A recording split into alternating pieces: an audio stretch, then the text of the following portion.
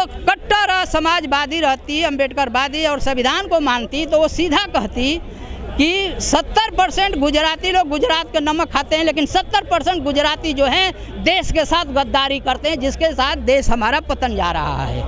ये बात क्यों नहीं कही? इसका मतलब टोटल वो राष्ट्र टोटली गुलाम के गुलाम है। मंदिर में झाड़ू लगाती है और कहती है कि हम संविधान का पालन करेंगे। तो संविधान को विनाश कराने के लिए बीजेपी बहुत बड़ी कार्ड खेलती है इन गुलामों को आगे लाकर। कुछ लोग कहते हैं कि हिंदू फारसी शब्द है और ये गाली होती है फारसी लैंग्वेज में। बिल्कुल सही है। हिंद माने नीच, दू माने दोगले, नीच दोगले औलाद हिंदू होता है। लेकिन जो आप बात बोल रहे हैं इससे जो उनकी भावनाएं आहत हो जाएंगी फिर से। उनकी भावना कहाँ है यार? वो तो मनवादी अपने धंधा, उनके धंधा आहत होता है, भावना कोई नहीं आहत होती है। उसी तरह से भारत में कोई आस्था नहीं है, ये बकवास चीज़ है। इनका अपना ब्राह्मणवाद व्यवस्था है, वो आहत होता है कि मेरे धंधा पे ये चोट पहुंच रहा है। 5 अक्टूबर को राजेंद्र पाल गौतम जी ने धम्म दीक्षा दिलवाई थी दिल्ली में, हजारों लोगों को। उसके बाद से हिंदू लोगों ने कहा, स्पेशली जो सनातन धर्म के जो लोग मानने वाले हैं, कि हमारे धर्म पे जो प्रहार है हमको बांटने की कोशिश की जा रही है। तो धर्म इनको उसी समय में इनको टीवी पे अपना डिबेट देना था कि 19 से पहले तुम हिंदू थे ही नहीं, तो आज हिंदू का आस्था कहाँ रह गया यार? ये त्याग पत्र दे करके लोगों में छलावा किए। अगर इनको त्याग पत्र नहीं देना था, अगर केजरीवाल इनसे त्याग पत्र लिया होता तो इनकी बचौर और आगे बढ़ गया होता। त्याग पत्र सिर्फ पद से दिए हैं, पार्टी से नहीं दिए हैं। पार्टी का चलते ना ये सारी व्यवस्था हुई है, तो पार्टी से देते। वही मनुवादी जो है हमारे संविधान के खिलाफ, हमारे समाज के खिलाफ काम करता है, और उसी के साथ पहले रिपब्लिक पार्टी में थे, तो क्यों नहीं रिपब्लिक को सर्वाइव किए? क्यों आकर के हम पार्टी में जुड़ गए? लोग कह रहे हैं कि पार्टी नहीं छोड़ रहे हैं अभी गौतम साहब, लालच है पार्टी में जुड़े रहने से। इसका मतलब कि ये ब्राह्मणवाद को भी ढोना चाहते हैं और अम्बेडकरवाद भी बनना चाहते हैं। इसलिए मैं ये चीज़ एक्सेप्ट नहीं करता हूँ। ये अपने समाज को साथ धोखा दिए हैं। कौन धोखा दे रहा है? ये राजपाल गौतम। ये पार्टी त्याग दिए होते तो आज ये सबके निगाहों में आका बन गए होते। समाज की खातिर उन्होंने पद त्याग दिया। मंत्री है कि समाज का यार अपने खातिर त्यागे हैं, समाज के लिए करते तो पार्टी से त्यागते। सारा सुख तो भोग रहे हैं, त्याग क्या दिए मेरे को बताओ ना? मंत्री पद छोड़ा। बात यार मंत्री पद क्या होता है? यही तो बात कर रहा हूँ, आप समझ नहीं रहे। मंत्री पद क्या होता है? सब सुख सुविधाएं चली गई ना सारी। कुछ नहीं गई। एमएलए पद छोड़ दे, पार्टी छोड़ दे, तब जानूंगा कि हाँ इन्होंने जनता ने वोट देके बनाया ना एमएलए। तो अरे भैया जनता दे के बनाइए तो इस्तीफा देते ना, बीजेपी कहते हम पार्टी में नहीं रहूंगा। जनता बनाइए अलग चीज है, फिर जनता उनको चुन देती। अगर जनता के हित के लिए तो फिर जनता देखिए, जनता के लिए हित के लिए तो उन्होंने त्याग पत्र दिया मंत्री पद से। सिर्फ केजरीवाल को बचाने के लिए दिया कि हमारी सरकार बची रहे। केजरीवाल ने दूसरे आदमी को मंत्री बना दिया है, वो बनाएगा।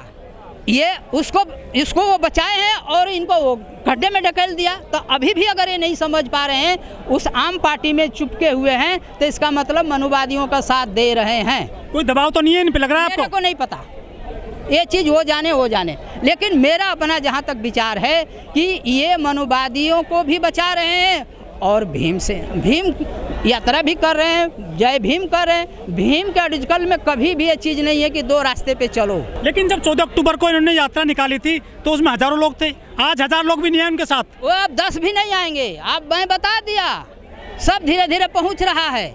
और ये मैगजीन इसीलिए दे रहा हूँ कि इसको समझिए, समझ रहे हैं कि ऐसे नेताओं से हमें सावधान रहना पड़ेगा। क्या भटक गए हैं गौतम जी? बिल्कुल भटक गए हैं, बिल्कुल भटक गए हैं। ये सिर्फ केजरीवाल आम आदमी को बचाने के लिए ये स्टेप उठाए हैं, फिर भी केजरीवाल इनका कदर नहीं किया।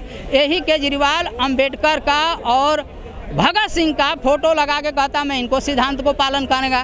क्या अंबेडकर और भगत सिंह कहे हैं कि देवता देवी नोटों पे लगा दो? अभी क्यों नहीं केजरीवाल, अगर अंबेडकरवादी है और अपना भगत सिंह का अगर ये हितैषी है, तो ये क्यों नहीं ये कह दिया कि अंबेडकर का फोटो लगना चाहिए? फिर भी अगर केजरीवाल इस बात को हमारे नहीं गौतम जी समझ रहे हैं, तब इससे दुर्भाग्य नहीं हमारे समाज के लिए है।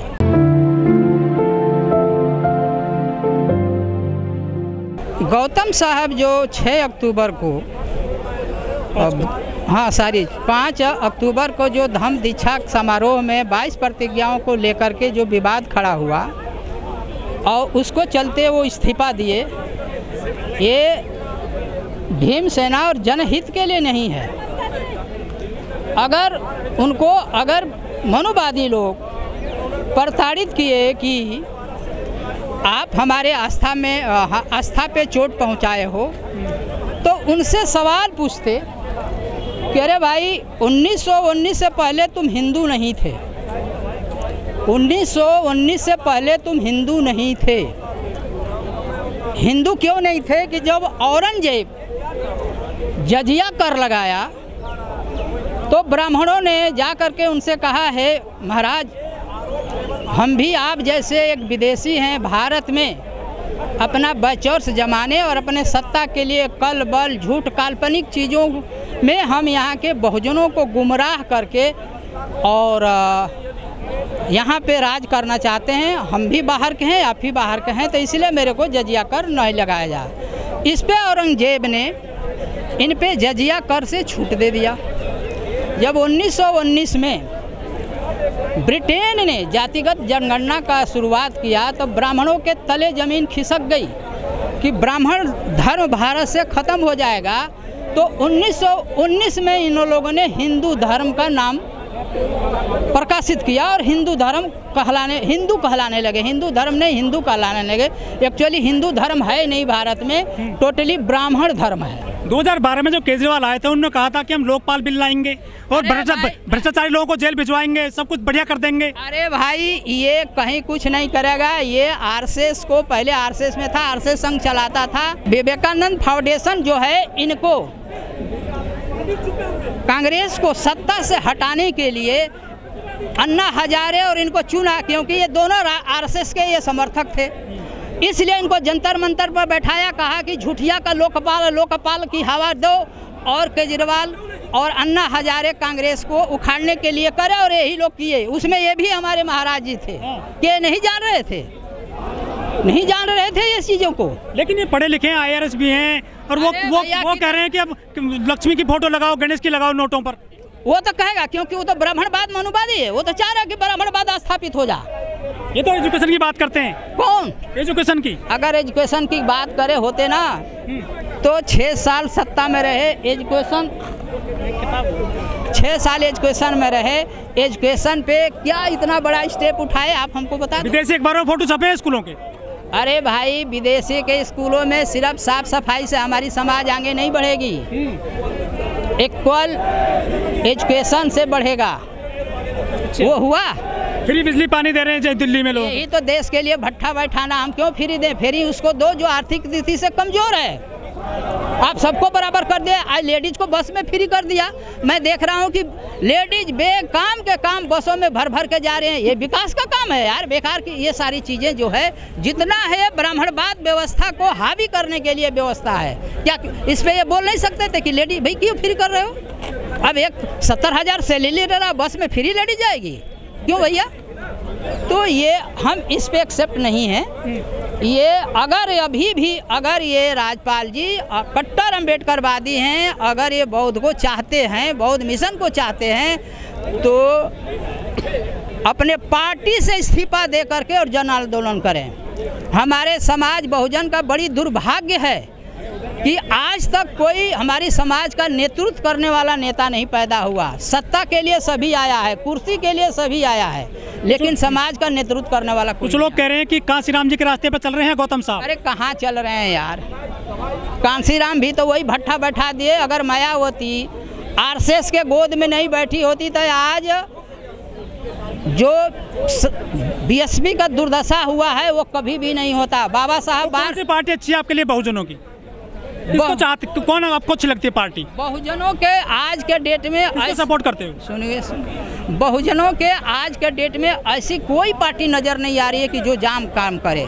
जब तक ये सारे 107 पार्टियां मर्ज नहीं हो जाती हैं तब तक कुछ नहीं होने वाला है। उनकी रोजी रोटी का सवाल है। अगर हमारी रोटी आप छीनोगे तो हम आपको बकस देंगे, तो उनका रोजी है। धर्म आस्था कुछ नहीं है, उनका रोजी रोटी है। जो मंदिर बन रहा है अयोध्या में इतना बड़ा, अयोध्या में मंदिर, तो यही बात है। अब इस पे भी आपको एक सवाल कर दे रहा हूँ। ब्राह्मणों ने बड़े चालाक थे, वो जानते थे कि देश पे कैसे हुकूमत किया जाएगा। जब आज़ादी मिल गई तो बड़े चालाकी से फर्स्ट राष्ट्रपति राजेंद्र प्रसाद को बनाया गया। राजेंद्र प्रसाद को जब राष्ट्रपति बनाया गया तब बनारस के ब्राह्मणों ने उसका विरोध किया कि एक शूद्र जाति को हम लोग एक्सेप्ट नहीं करेंगे। तो राजेंद्र प्रसाद को बनारस में बुला करके और उनका उपनयन संस्कार करिए या शुद्धिकरण कहिए कराया गया और 21 ब्राह्मणों का पैर धो करके चनामृत समझ के पिए, तब जाकर के उनको शपथ ग्रहण किए। तो ओबीसी का सत्यानाश कराए और राजेंद्र प्रसाद को बैठते ही ब्राह्मणों ने बोध गया के बौद्ध के छाती पे कील गड़वा दिया ब्राह्मण धर्म का और हिंदू धर्म का मंदिर और ब्राह्मणों को संयुक्त कर दिया। उसी तरह से मुसलमानों को सत्यानाश करने के लिए जाकिर हुसैन को राष्ट्रपति बना के मुसलमानों का अधिकार को पतन कर दिया, जबकि मुसलमान 1962 से पहले 32% सरकारी कार्यर्थ में भागीदारी थी। आज वो आदिवासी महिला राष्ट्रपति बन गई है। एक मिनट, वो आज 2.2 रह गए। इसके पीछे थोड़ा रहो। इसके बाद अब वो क्या काम किए कि देखे कि पंजाबी आगे बढ़ रहे हैं तो ज्ञानी जेल सिंह को राष्ट्रपति बना के पंजाबियों का दुर्दशा कर दिया। इसके बाद में अब देखा कि दलित जो SC ST में आगे बढ़ रहा है तो रामनाथ कोविंद जो RSS के कट्टर समर्थक हैं और संघ चालक का प्रशिक्षण केंद्र चलाते हैं, उन गुलाम को राष्ट्रपति बना करके SC ST का अधिकार का एकदम दोहन कर दिया। अब द्रौपदी को इन लोगों ने राष्ट्रपति बनाया है कि ये RSS का ब्रह्मवाद का बहुत पक्का ये गुलाम है। इसी के द्वारा आदिवासियों का जंगल का कानून बना करके छीन लिया जाएगा, जो बेचारे इतने वर्ष से संघर्ष कर रहे हैं अपने हक अधिकार का। ये लोग ये सिर्फ आपको हमें गुमराह कर रहे हैं, उसी को बनाते हैं जो इनका गुलामी करे, उन्हीं को ये बनाते हैं जो इनका गुलामी करे और हमारे समाज का पतन करे। मुरबर को देखिए, अभी सर्वप्रथम इन्होंने गई थी राष्ट्रपति बनते ही उन्होंने गई थी इसमें गुजरात में और अपने स्पीच में कह रही है, पहले स्पीच में, कि भारत के 70% नमक गुजरात के लोग खाते हैं। अगर वो कट्टर समाजवादी रहती, अम्बेडकरवादी और संविधान को मानती तो वो सीधा कहती कि 70% गुजराती लोग गुजरात के नमक खाते हैं, लेकिन 70% गुजराती जो हैं देश के साथ गद्दारी करते हैं, जिसके साथ देश हमारा पतन जा रहा है। ये बात क्यों नहीं कही? इसका मतलब टोटल वो राष्ट्र टोटली गुलाम के गुलाम है। मंदिर में झाड़ू लगाती है और कहती है कि हम संविधान का पालन करेंगे। तो संविधान को विनाश कराने के लिए बीजेपी बहुत बड़ी कार्ड खेलती है इन गुलामों को आगे लाकर।